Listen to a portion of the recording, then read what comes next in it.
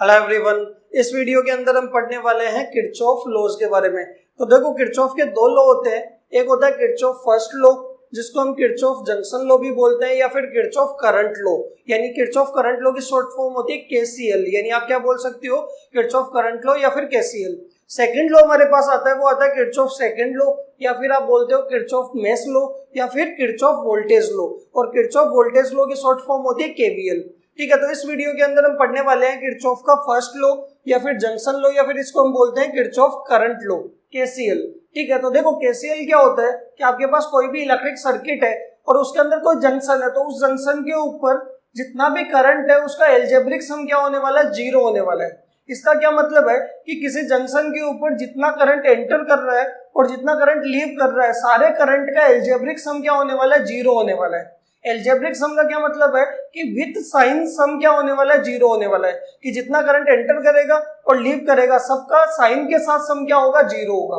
Clear है। और इसके अंदर आप ये भी बोल सकते हो कि जितना करंट एंटर कर रहा है उन सबका सम क्या होगा, बराबर होगा किसके, लीविंग करंट के सम के। कि जितना करंट एंटर करेगा उतना को उतना क्या करेगा, लीव करेगा, तभी तो क्या होने वाला है, एल्जेब्रिक सम जीरो होने वाला है।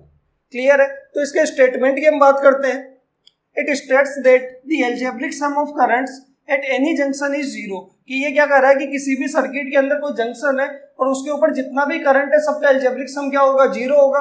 और सेकंड स्टेटमेंट इसका है कि the sum of currents entering a junction is equal to the sum of the currents leaving that junction. कि किसी करंट के ऊपर जितना करंट एंटर कर रहा है उन सबका सम इक्वल होगा उस जंक्शन से जितना करंट लीव करेगा उनका सम। यानी एंटरिंग करंट का सम और लीविंग करंट का सम क्या आने वाला है, बराबर आने वाला है। बताओ क्लियर है। ये आपका कौन सा लॉ है, केसीएल, किरचॉफ करंट लॉ, या फिर आप इसको जंक्शन लॉ भी बोलते हो, या किरचॉफ फर्स्ट लॉ।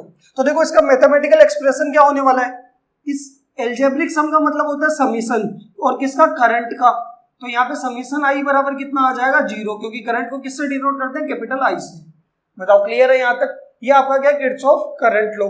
इसके अंदर एक और चीज ध्यान रखनी है, साइन कन्वेंशन का आपको पता होना चाहिए कि जो करंट जंक्शन पे एंटर कर रहा है उसका साइन हम लेते हैं पॉजिटिव, और जो करंट लीव कर रहा है उसका साइन हम क्या लेते हैं, नेगेटिव।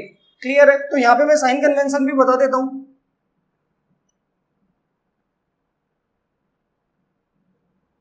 कि एंटरिंग करंट का साइन आपको क्या लेना है, एंटरिंग करंट का साइन होना चाहिए पॉजिटिव, और लीविंग करंट का साइन होना चाहिए नेगेटिव। बताओ क्लियर है। तो देखो इसको एक डायग्राम से समझते हैं कि मान लो हमारे पास ये जंक्शन है। ठीक है, इस जंक्शन के ऊपर यहाँ पे कोई करंट एंटर कर रहा है, कितना, I1। यहाँ पे आपके पास करंट एंटर कर रहा है, कितना, I2।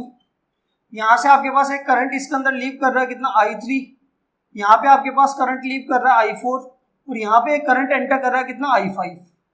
ठीक है, ये जंक्शन है। तो हमें पता है इस जंक्शन के ऊपर जितना भी करंट है सबका एल्जेब्रिक सम क्या होने वाला है, जीरो होने वाला है। यानी एंटरिंग करंट और लीविंग करंट का सम क्या होगा, जीरो होगा। और हमें पता है एंटरिंग करंट का साइन क्या लेंगे, पॉजिटिव, और लीविंग करंट का साइन क्या होगा, नेगेटिव। तो यहाँ पे देखो कि I1 और I2 और I5 ये तीनों तो क्या कर रहे हैं, एंटर कर रहे हैं, और लीव कौन कर रहे हैं, I3 और I4।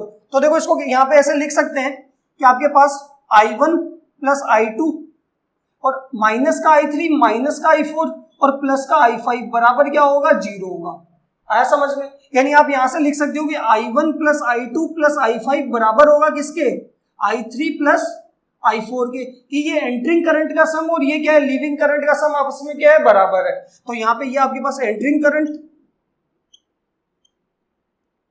Is equal to leaving current.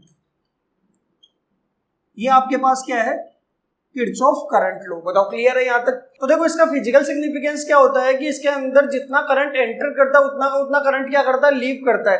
ठीक है, तो यहाँ पे करंट क्या है, कंजर्व्ड है। और करंट कंजर्व्ड नहीं होता, क्या कंजर्व्ड होता है, चार्ज कंजर्व्ड होता है। क्योंकि करंट कैसे मिलता है, चार्ज के फ्लो की वजह से। यानी जब चार्ज फ्लो करता है तो क्या मिलता है, करंट मिलता है। तो यहाँ पे करंट कंजर्व्ड है, इसका मतलब क्या कंजर्व्ड है, चार्ज कंजर्व्ड है। तो इसका फिजिकल सिग्निफिकेंस क्या होने वाला है, कंजर्वेशन ऑफ चार्ज। आप यहाँ पे लिख सकते हो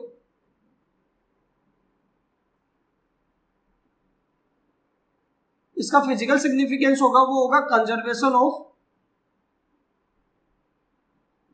चार्ज। बताओ क्लियर है यहाँ तक। तो ये आपका केसीएल की जितना करंट जंक्शन पे एंटर करेगा सर्किट में उतना का उतना क्या करने वाला है, लीव करने वाला है। क्लियर है यहाँ तक।